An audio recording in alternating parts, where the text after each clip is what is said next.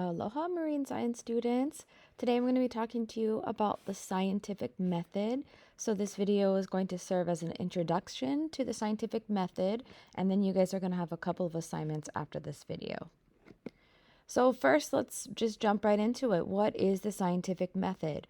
Well, it's essentially a set of steps that we use to answer a question or phenomenon.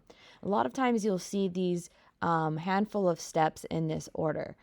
First, we make an observation, and then we kind of come up with a question, and then we formulate a hypothesis to try to answer that question that was based on our observation.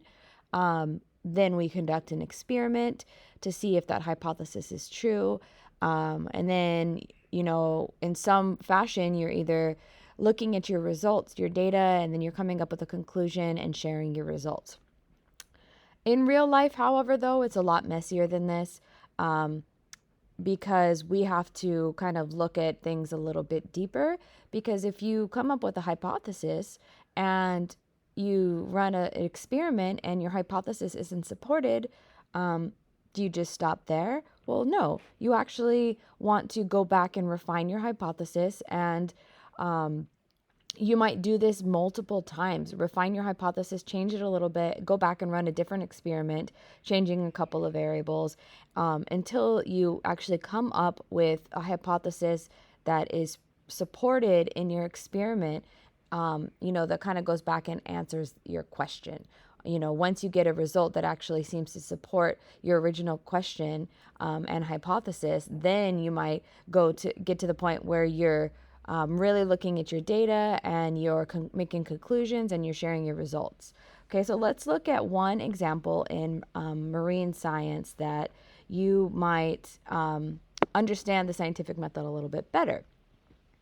So our first step is to make an observation. So let's say you're at our favorite beach, Koki Beach, and you notice that a lot of the corals are dying off now that a bunch of tourists have returned after COVID.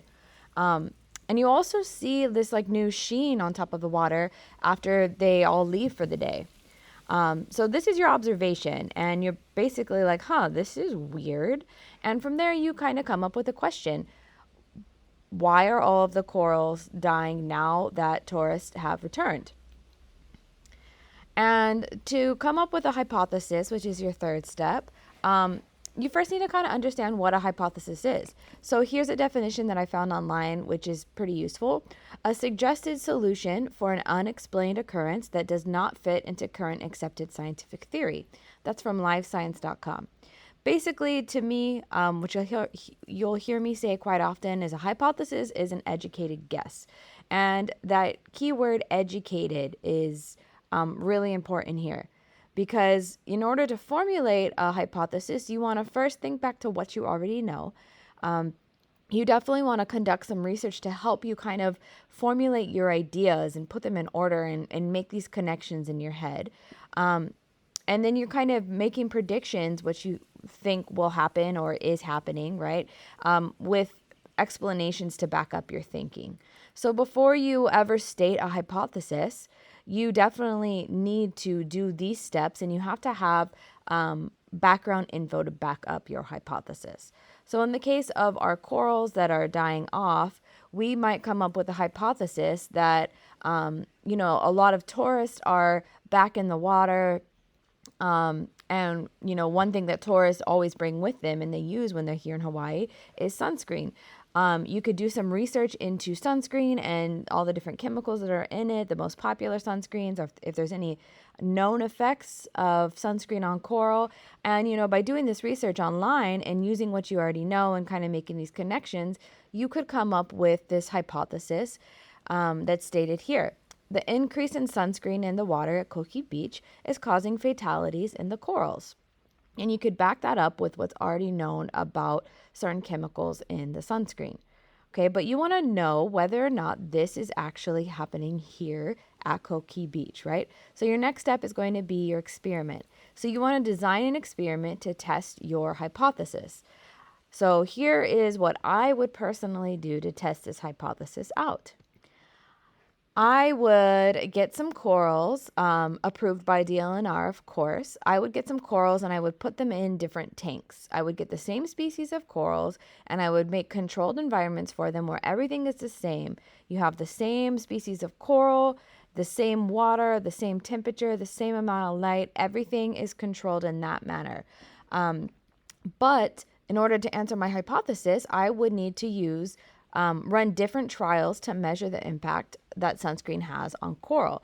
Okay, so I could have a variety of tanks and I could try out a variety of sunscreens, but I definitely need at least one control tank where there's no sunscreen involved and the coral is just living in the conditions that I set up for it, right? The different variables that I'm going to be testing could be different types of sunscreens. I could try sunscreens that are either the most popular or, sunscreens that have the most popular chemical ingredients or, maybe some organic ones that are claimed to be reef safe. And see if they have the same impact as, the off the shelf brand of sunscreens, right? During this experiment, you'd be collecting data. So you'd essentially be looking at coral health over time. Different types of data that you're collecting could be qualitative, where you're looking at the physical appearance of the corals, the colors, the surrounding water, any sort of changes that are happening on a daily basis, right? And then your quantitative data, which is what you're really going to be analyzing, and you have the qualitative data to back it up, but your quantitative is going to be measurements of either coral bleaching happening. You could literally measure like in centimeters squared, the severity of coral bleaching, like how much tissue is being sloughed off. Like you could actually physically measure that, right? You could count the number of lesions or little abrasions that the corals have, little like pukas in them or little patches where they obviously look sick, right? That would be a lesion. And then you can also you can measure the percent death in the colony. So if you're looking at one coral colony in your tank and you see that 50% of it is dead, that's a quantitative data collection, right? And then we're going to take all of this data from our experiment and we're going to analyze our data. That's our next step. So here we're basically trying to look at our data and answer our question here. Does this data support your hypothesis? I want to look at these numbers and I want to compare my expected results with the actual results. And I want to be able to either answer my hypothesis or not, right? So look at your data, run statistical analyses on it, and you want to come back and say, this either does or does not support my hypothesis. In the case that it does not support your hypothesis, no big deal. It happens all the time. No one's perfect. And, this is just part of the scientific method. You would go back and you would refine your hypothesis. You can make small or large tweaks to your hypothesis, or you could come up with an entirely new hypothesis in general. So, for example, if all of our corals didn't show any impacts by the sunscreen, any of the sunscreens that we put in, we might be like, oh man, it's probably not the sunscreen at all. I wonder if it's maybe has something to do with the sediment in the water. Or, another idea that you could go back to the drawing board and come up with and make a hypothesis, run an experiment, design a different experiment and get new data. And you're going to keep doing this process until you get to the point of, hey, my data actually supports my hypothesis. I think this seems to be correct, right? So once you get to that point, after many trial runs of refining your hypothesis over and over again, you get to the point where you can come up with a conclusion and share your results, right? So you want to definitely share your results with the scientific community because it's really important that your data and your conclusions are shared with others because they might be seeing the same thing in their experiments, or you might be, have discovered something totally new and other people want to try it in the area they're living. And then you yourself should, don't just one and done, my data supports my hypothesis. You want to repeat that experiment several trials because you need a repetitive and replicable experiment and to see those same results over and over again in order for your hypothesis to be accepted as new scientific theory.